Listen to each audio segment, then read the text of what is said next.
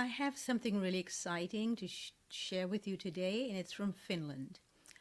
And those of you who follow me on social media know that I'm constantly quoting Finland and their education system for how they're turning around and changing their education model. So, here in the United States, when I first came to the United States, I was shocked to find out that a lot of children were left to their own devices on weekend mornings, sitting around a television, looking at the programs of tremendous chaos. The sounds that I heard were so chaotic. When I looked, they were fighting in these quick movements, and to me, they just looked violent and chaotic, and I didn't like it. But what then I saw something that really propelled me into total disbelief. This. All of this advertisement targeting children, which you're not allowed to do, which is not allowed in other countries. But in the United States, this is very much allowed. And this is their introduction from a device on a screen called a television, with totally and completely gets all of their attention on every level possible. And this is what is being subliminally taught to them as food.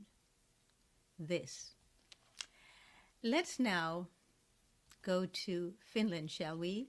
So last year, or maybe it was the year before, I don't remember. I have it written down below here. Finnish researchers recreated the environment on a forest based on the playgrounds of 4 urban daycare homes. And they covered the playgrounds with forest soil, with forest moss, with meadow grass, with dwarf moss, everything that they could find in the forest, they covered it with blueberries and raspberries. And they installed planting boxes for annual garden crops. Now, the childcare workers there then instructed the preschool age children to play in the greenery and in the soil for 1.5 hours each day. What was the result? They measured, and their intestinal and skin microbes, because remember, they're also on our skin and we attract everything through our skin. They were analyzed before and after this experiment, and they compared them with children from normal, I call them abnormal, urban daycare centers with regular sterile playgrounds. Now, after just 28 days, the diversity of their gut and their skin bacteria, we do have it on our skin, yes, increased dramatically. Is this any surprise? As well as their T cell count and other important immune markers in the blood. We are meant to be outside. We are part of nature. We are meant to be part and parcel of any and everything in nature. And there is nothing that screams nature more than a forest ground. It's very interesting. We have developed a habit of being completely enticed and seduced by mainstream media. And so we now cook everything we can come in contact with. Find an apple, we make it into a cooked apple pie. And yet, pregnant and breastfeeding women were given a study with 1 cup serving of raw apple juice that had 10 to 5% of their RDL. It's interesting the feedback that they got and to see the difference it made. So just read the instructions below and you can see why this was important. And I find it really interesting that we, instead of doing this and eating straight from the earth, we'll take the apples, and instead of people making their own apple juice directly and drinking it right away, we then process it. And we take away the very essence of the apple, and then we sell it back, and then we have to go and strive and work really hard to purchase it to supposedly get these nutrients back into us. Why not just take it straight from the tree and we just have it straight from the tree? It's amazing to me. You know, Thich Nhat Hanh said we need enlightenment, not just individually, but collectively to save the planet. I say to save ourselves too. We need to awaken ourselves. Yes, we do. We need to stop putting things like this on the screen for children. Maybe we can replace it with things like this instead.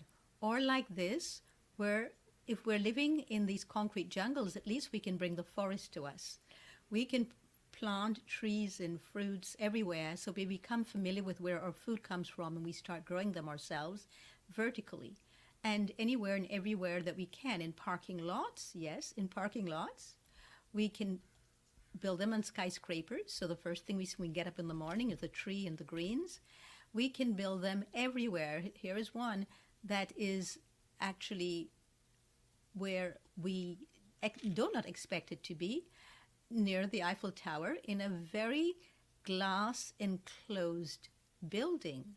So it's important for us to remember who we are. We are not beings who are thrown here at the mercy of corporations. Our food does not and will never, the food that we need as human beings, as living, vibrant human beings, does not come from a corporation. It does not come in a box, all prettied up and jazzed up for us to partake of. No, food comes from the soil, and I am so grateful and thankful to the farmers who have taught me. I'm so glad for the biodynamic farm in upstate New York, Hawthorne Valley Farm, to which I used to go when I lived in New York City. I remember walking through New York City, craving dirt to eat, literally craving dirt to eat. And there was an Italian place that served juice, that actually had a juice bar, and they never washed any of the produce. And I remember going there rather than the regular juice bars because it always had dirt in it. And that's how much I was craving the dirt, because I wasn't having any of it at all anywhere. So we need to be tolerant with ourselves. We need to be tolerant with each other, because tolerance is giving to every other human being every right that we claim for ourselves. And if we claim the right of healing and of true health and of radiance, then we need to start eating instinctively. And instinctively means we eat what our bodies tell us. But if we're not in touch with our bodies, and our bodies have been poisoned beyond what we think is beyond repair, which is not true at all, because we can change it all, and that's the most miraculous thing. And that's the really great news that I have for you today, is that this can all be changed. But if we start listening to our bodies and we become the purveyors of healing and love and light to every cell of our bodies, it will reward us in kind. And that's what's so beautiful. To eat instinctively means we do not do what others are doing because they're being told to do so. We're being told when to eat, how to eat, what to eat, and what time to eat. So we need to start looking at why we do this, giving our power away on the most basic level, which is instead of our bodies deciding what we eat, we're told what to, when to, and how to. I do not eat breakfast, lunch, or dinner. I eat when my body tells me. And that is really important. But you have to be in touch with your body and spend time with yourself in silence and in great amount of sacredness. Hold your body in the sacredness and the sanctity of its own being, and reward it justly by eating instinctively. So, until next time, thanks for tuning in today. Please think of how you can change all of this programming that we've been given. And now go back into nature, find a forest that you can go into, go by the sea, go anywhere where that you can just get away from a screen that is constantly telling you what to do, when to do, and how to do it, and start living instinctively.